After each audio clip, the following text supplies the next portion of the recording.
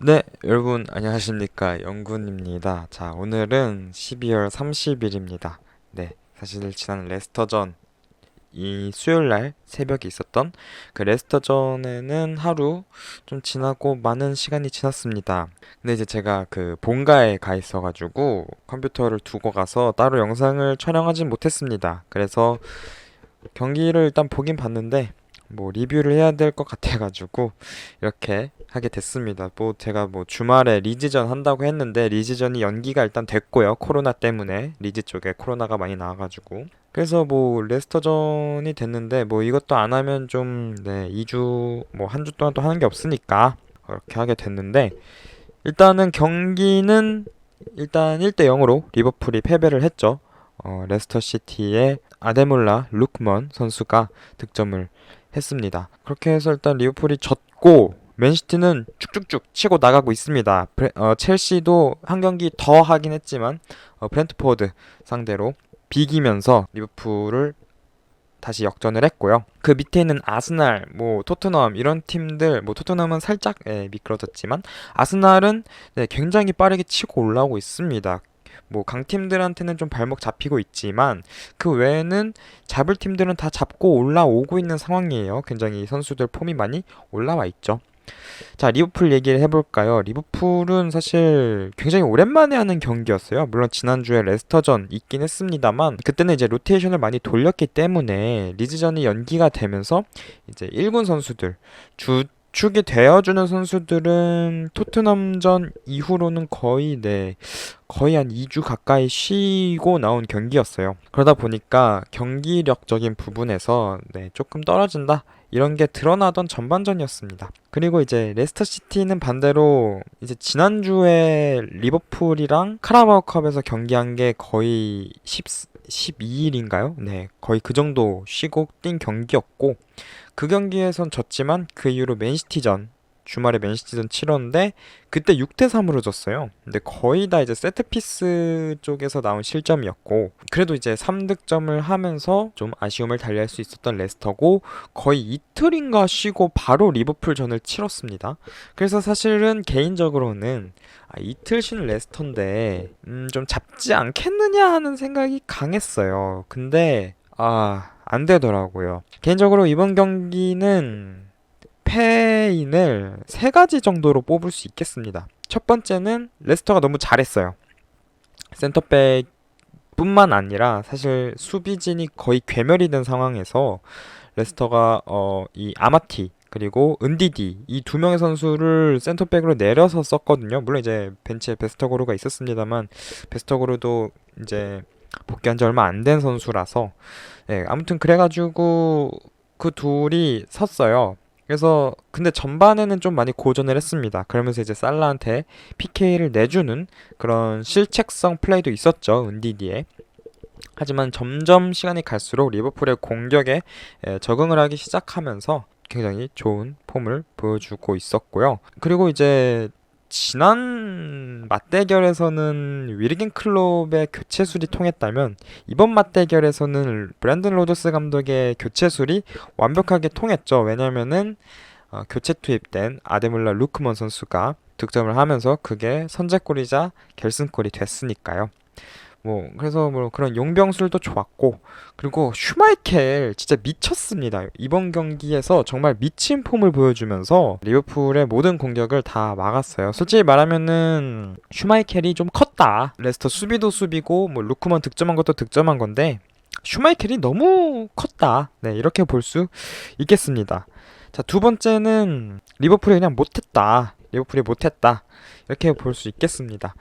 선수단만 보면은 거의 풀 주전으로 나왔어요. 이제 그 미드필더 티아고가 약간 경미한 종아리 쪽이었나요? 아무튼 그쪽이 부상이라서 이번 경기 결장을 했는데 그래서 그 자리를 체인벌린이 채웠거든요. 근데 사실 그 위치에 체인벌린 그리고 누누이 말하지만 위르겐 클로풀에서의 그 위치에 선수가 맡아야 하는 롤에 체인벌린은 어울리지 않습니다. 개인적으로 지금 스쿼드에서 그 롤에 어울리는 선수는 없다고 봐요. 티아고 빼고는. 많은 분들이 미드필더, 특히 이제 수비형 미드필더 파비뉴를 좀 쉬게 해줄 수 있는 그런 로테이션용 수비형 미드필더가 필요하다라고 얘기를 하시는데, 저는 개인적으로 거기뿐만 아니라 이제는 중앙 미드필더 롤, 우리가 좀 더 익숙한 선수를 말하자면 바이날둠이 주로 섰던 그 위치에서 그 역할을 소화해 줄 수 있는 선수가 필요하다. 왜냐면 티아고가 물론 훌륭하게 잘해주고는 있지만, 네, 이번 시즌은 좀 잔부상이 있는 편이죠. 코로나는 뭐 어쩔 수 없다 치더라도 한 차례 좀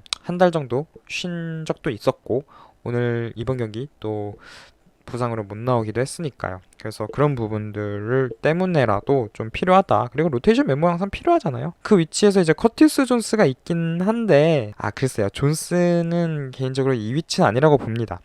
반대로 핸더슨 롤을 해줄 수 있는 선수는 너무 많아요. 오히려 너무 많습니다. 체인벌린 있고 나비 케이타 있고, 저는 커티스 존스가 이 자리에 좀 더 어울리는 선수라고 생각을 합니다. 아직까지는.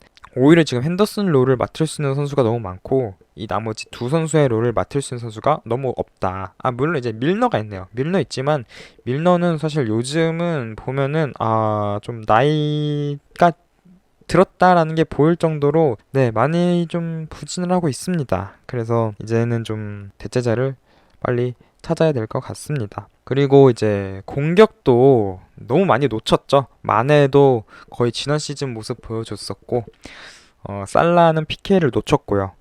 조타도 터치가 좀 세밀하지 못했다, 이런 느낌이 많았던 경기였습니다. 그리고 세 번째로는 뭐라고 해야 될까요? 이런 동기부여라고 해야 될까요?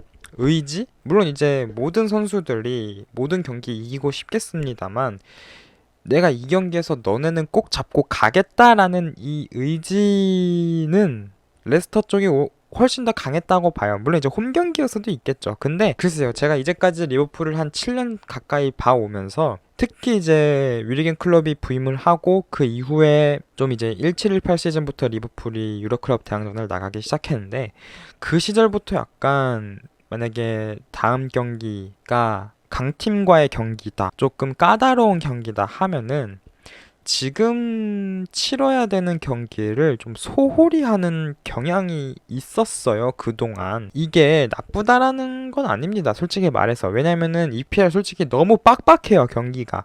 게다가 교체도 3장밖에 없잖아요. 그렇기 때문에 선수들이 나름, 그리고 감독들도 완급 조절을 해줄 필요는 있습니다. 지금 경기 잘 되네 해서 90분 내내 쭉쭉쭉쭉쭉 오버페이스 혹은 뭐 계속해서 높은 템포로 경기를 하면은 그 다음 경기에서의 여파가 크게 작용할 수 있거든요. 그런 부분 때문에라도 좀 스스로 완급 조절하는 건 필요한데, 문제는 이게 결과에 영향이 있어서는 안 된다라는 거죠.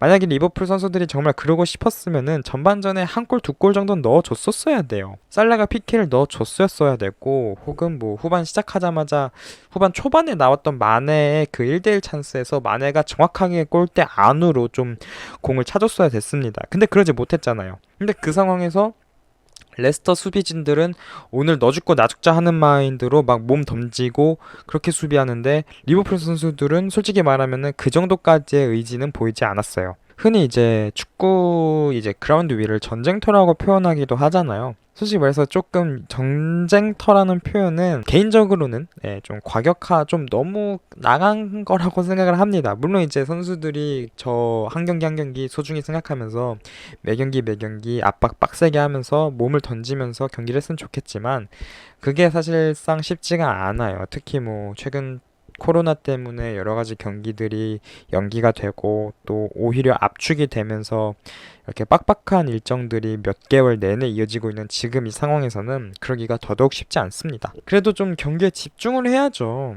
근데 리버풀은 이번 경기에서 전혀 그러지 못했어요. 이런 경기가 한두 번이 아니에요. 물론 이 선수들이 시즌 내내 풀어지는 선수들은 아니에요. 정말 중요한 경기에서는 정말 멘탈리티가 확 갖춰져 있다라는 게 느껴지는데, 너무 근데 풀어질 만한 경기에서는 너무 확 풀어진다라는 게 문제죠. 이번 경기 같은 경우에도 좀 비슷해 보였습니다. 좀 많이 풀어졌다라는 느낌이 있었고, 다음 경기가 첼시전이잖아요. 그래서 그 경기를 좀 많이 생각을 하고 있다라는 느낌을 많이 받았을 정도로 많이 좀 보기가 좋지는 않았습니다. 이제 좀 꽉 잡아야 돼요. 우리가 디펜딩 챔피언이 아니잖아요, 이제는. 그리고 지금 뭐 1위 자리에서 높게 있는 것도 아니고, 쫓아가는 입장이고 또 한편으로는 쫓기는 입장인데 여유를 부려서는 안 됩니다. 다음 경기 이제 첼시전입니다. 1월 3일 날 있는 경기고 프리미어리그 21라운드 경기입니다. 리즈전이 언제 잡힐지 모르겠어요. 근데 아무튼 리즈가 빨리 좀 회복을 하길 바라겠고요. 첼시도 지금 부상자가 되게 많죠. 벤치렐이 최근에 뭐 ACL 전방 십자인데 여기 수술을 하기로 결정을 했고, 리스 제임스와 크리스텐센이 또 지난 브렌트포드전에서 부상으로 아웃이 됐고요. 삼선도 많이 붕괴가 됐고, 특히 여기는 공격진이 이상하게 부진을 하고 있더라고요. 뭐 어떻게 될진 경기 좀 봐야 알겠습니다. 그렇고요. 그럼 저는 1월 3일 날 있는 첼시전에서 프리뷰 리뷰로 돌아오도록 하겠습니다. 안녕!